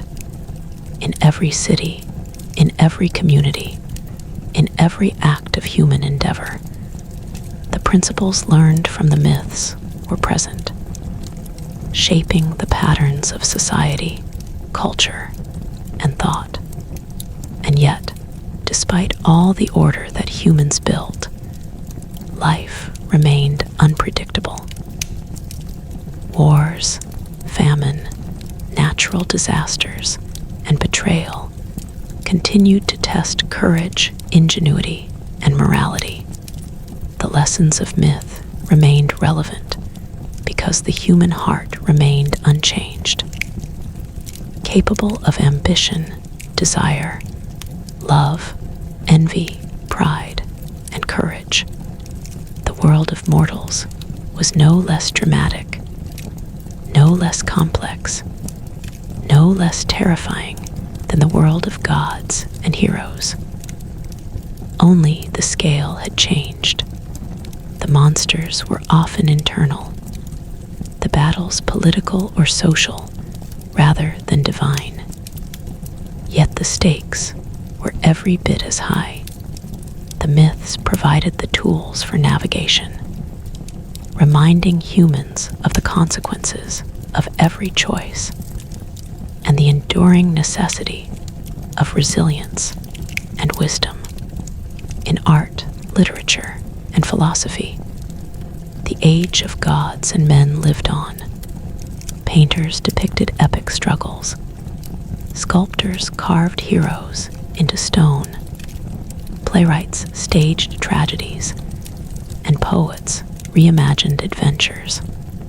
Each retelling, each reinterpretation reinforced the lessons of courage, ingenuity, morality, and consequence. Heroes became archetypes, gods symbols of human traits, and myths a mirror reflecting the unchanging struggles of the human soul. Even the smallest detail, the clever twist of a plan, the fleeting mercy of a god, the tragic flaw of a hero was preserved, teaching lessons that transcended time. The stories were no longer merely history or religion. They were living memory, guiding civilization in its growth, reminding humans of what had come before, and inspiring them toward what could still be achieved. And so, the age of men, standing on the shoulders of gods and heroes, continued onward, defined by choice, responsibility, and memory. Humanity carried the weight of all that had been, yet also the power to shape the future. The lessons of endurance, courage, and ingenuity, of pride and folly, love and vengeance, were embedded in every mind and every culture. The myths remained a compass, guiding moral and practical decisions, inspiring creativity, and cautioning against recklessness.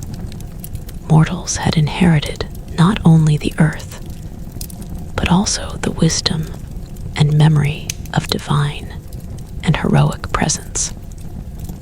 And in doing so, they became the stewards of a legacy that was both inspiring and terrifying, eternal and fragile. Even now, thousands of years later, the echoes of that age remain. Every epic retold, every hero remembered, every myth analyzed or adapted carries the weight of divine and mortal experience. The age of gods and men is never truly gone. It lives in imagination, in moral reflection, in culture, in the art and literature that continue to shape humanity. The lessons remain: courage in the face of adversity, wisdom in the exercise of power, endurance in the midst of suffering, and awareness that every action carries consequence. Humanity may no longer witness the gods' fury firsthand, may no longer see monsters roam the earth. Yet every heartbeat, every decision, every moral choice resonates with the memory of that age, reminding mortals that life is a journey shaped by both challenge and choice, that heroism is measured not only in feats of strength, but in endurance, cunning, and heart. And as the sun rises over the hills and seas, casting golden light across temples, palaces, and cities, the age of gods and men speaks still, not as history, not as myth alone, but as living memory, an eternal guide to the human spirit. It teaches that though the gods may have withdrawn, their lessons endure, that though heroes may have fallen, their courage inspires, and that though the world is mortal, it is also eternal in the stories we tell, the choices we make, and the legacies we leave. In the quiet moments, when the wind moves through the olive trees, when the waves break against the cliffs, or when a storyteller's voice fills the night air, one can feel it, the presence of an age long past, yet never forgotten, shaping the world in ways both seen and unseen, guiding humanity with lessons carved into the very soul of existence, reminding all who listen that we live, we endure, and we dream, forever walking in the shadow and the light of gods and heroes who came before.